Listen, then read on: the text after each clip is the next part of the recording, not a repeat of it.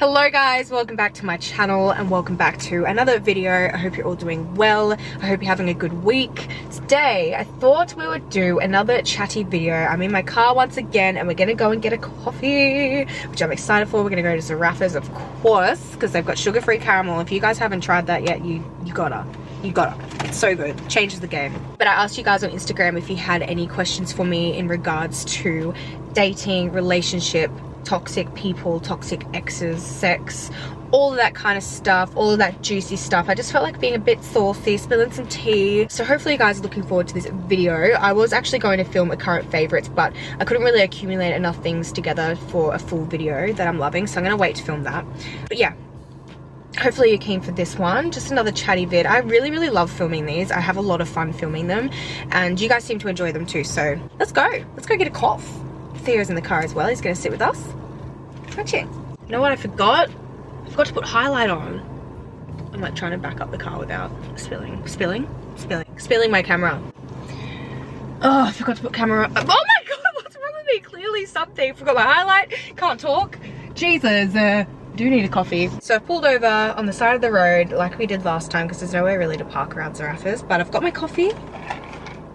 I got an iced Americano, an iced half-strength Americano, because not gonna lie, I've already had 2 coffees today and I am feeling a little bit anxious, so I probably don't need this, but I want it. So iced Americano, half-strength, with 2 sugar-free caramel pumps and a dash of lactose-free milk, and it is so good. I've written all the questions down.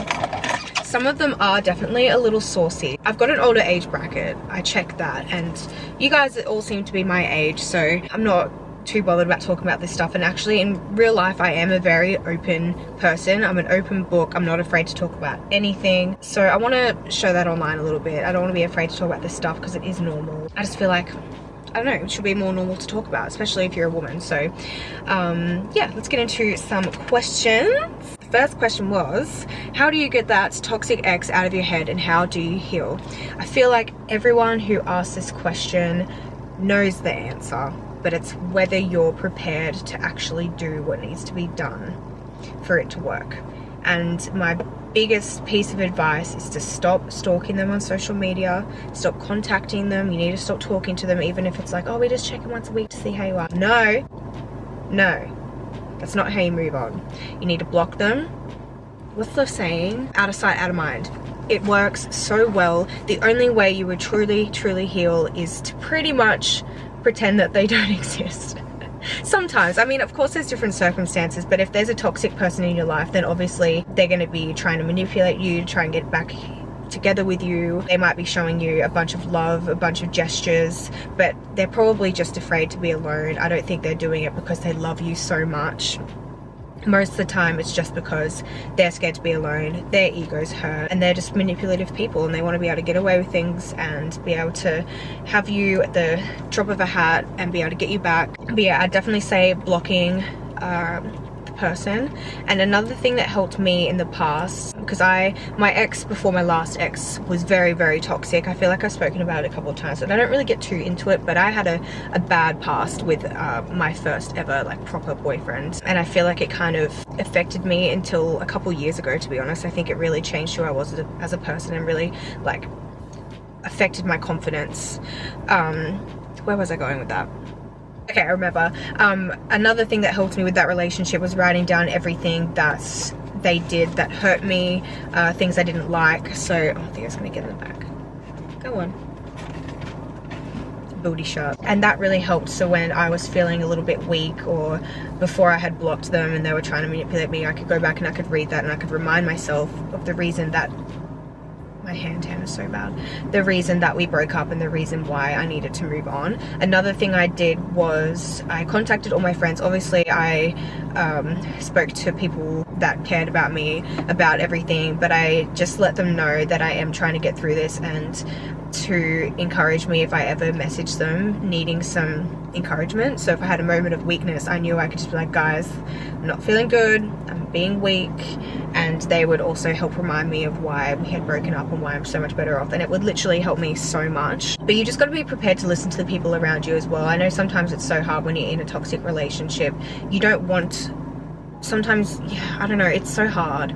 you don't want to listen. You want to try and believe the person that you think you love, but I promise you're better off without them. Next, someone asked, how do you fix a relationship that you're feeling trapped in? I think if you're feeling trapped in a relationship, then it's obviously a pretty good sign that you shouldn't be in that relationship.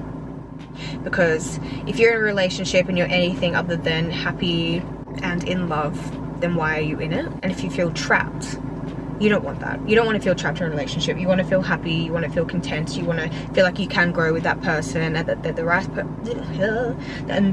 right person for you. Because if they're not, then you're wasting your time and you're wasting their time. So I would say same thing. Break up with them. Save yourself the time, save them the time. It's selfish staying in a relationship that you're not totally content in, because you're wasting the other person's time as well. So if you can't do it for yourself, do it for them. Actually, one thing I should have mentioned a little earlier in the video that I do want to say before we continue is I am by no means a professional. We all know this. I'm just an everyday girl going through the same kind of stuff, and I'm just, you know, sharing my thoughts, sharing my experiences and what I think is right. But if you are obviously really struggling, talking to a professional is the best thing you can do. I just want to mention that before we get more into this video. Don't take everything I say for Bible. But the next question, we're getting saucy, is how many people have you slept with this year? Am I gonna say this? Yeah, why not? We're all friends here. I think 2 this year. I've been broken up with my ex for over a year, so if you're asking about this year, 2.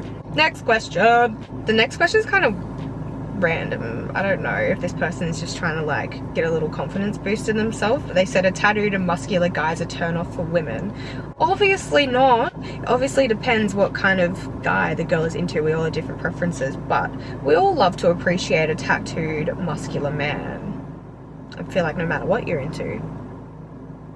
So yeah. Wow, you guys are really doing me dirty on these questions. This one's saucy. Mum and Dad, if you're watching, stop. I don't know if I want to answer this. It's, do you prefer to give or receive? Is that too much to answer? I don't know, but I think it depends on the day, what I'm feeling. But I've always been more of a gift giver rather than receiving gifts, if you know what I mean. On Christmas Day, I get the most joy about giving people gifts. It's not an analogy for anything, but yeah, I think I get the most out of giving. Anywho, I was actually meant to have my friend filming this video with me, which I feel like would have really helped alleviate some of the awkwardness out of these questions, but it's just you and I today, and Theo. The next question is, do you prefer the lights on or off?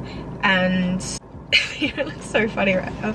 I feel like I don't like them fully on, I don't like them fully off. Like somewhere in between is perfect. If you've got like a bathroom light or an LED light or maybe a little night light, just something to, you know, create a little bit of light but not too much, I feel like is perfect. Next question is advice for not feeling in the mood to have sex with your partner. Is that a breakup sign? I don't think it's necessarily a breakup sign, because it's very normal to fluctuate between, you know, feeling like doing it and not feeling like doing it. Women's hormones are kind of all over the place, and there's literally times in our cycle where naturally we're going to be producing hormones that make us want to do it more because our body wants to make a baby. So I'm not sure if it's that, or if maybe you've been together for a long time and things maybe might be getting a little bit stale. But I think communication is key. Maybe trying new things, going on a nice date night, watching like a sexy TV show together. I would recommend watching Sex Life. That show is so good and it's so saucy. I feel like I've said that word a lot in this video. I feel like if you watch like that together, it might inspire you a little bit. I can watch other things together too if you really want to do that. But yeah, just switching it up a little bit, open communication, trying new things, maybe having a break for a while. Could you go and stay with I don't know, is that weird to recommend? I don't know. I feel like absence makes the heart grow fonder sometimes, and time apart can really make you miss that person and miss that connection. So sometimes that can help. Maybe you can go visit your family for a little bit, not in a bad way or anything, just like I'm gonna go spend time with some other people for a few days. But I feel like going back to what I said earlier, communication is key, and letting them know what you like. And you know, it depends. I guess it depends, is it normally good for you, or is it not that great, like you're not that excited about it? Because in that case, that's when you need to start communicating about what you like and what you would like. And I know it's an awkward conversation, but you don't have to make it awkward. You can make it like while you're out on a walk, have that conversation. Don't bring it up like after, because obviously that's going to affect them and be like, oh god, I did it wrong. But if you're just out on a walk and be like, oh yeah, I like this, you know, that kind of thing, that could really help as well. I really finished my coffee. Sad. Okay, next question is what really happened with your ex? I feel like I've spoken about this enough, but we just wanted different things, and I feel like because of that there was a lot of resentment build up. But obviously we loved each other and had so much respect for each other, but I think there was just a lot of resentment, and without breaking up I don't think we would have been able to fix that. So yeah, we're just at different points in our life. Sometimes that happens. We were together for a long time. That's the tea on that. Nothing crazy. Last question is, when do you think you'll date someone again? And it's been a long time since I've been single, and I've honestly felt ready for a long time, but I've just really enjoyed being on my own. For the first time in my life, I feel so independent. I love my life, and until I find someone that fits into it perfectly and sweeps me off my feet, then I'll stay single. But I'm definitely open to it, open to meeting new people, open to going on dates, you know, talking to a few people. There's things on the horizon, you never know, but we'll see. It's definitely not like a specific date in mind being like, right, I'm gonna get a boyfriend tomorrow. Just gonna see how it goes. I'm just going with the flow. And I think that's the best way to be, because I think you find the best things when you're not constantly thinking about it and when it just comes to you naturally. So yeah, but that is all the questions I have today. I really hope you guys enjoyed this video. Definitely on the saucier side, but again, I just feel like we're all friends here, and I think girls should be able to talk about this stuff and be open about this stuff without being overly sexualized. I hope you enjoyed it. Give it a thumbs up if you did, and subscribe to my channel if you would like to see more videos from me. And until then, I hope you have an amazing day, an amazing week, and I'll see you in my next video. Bye guys!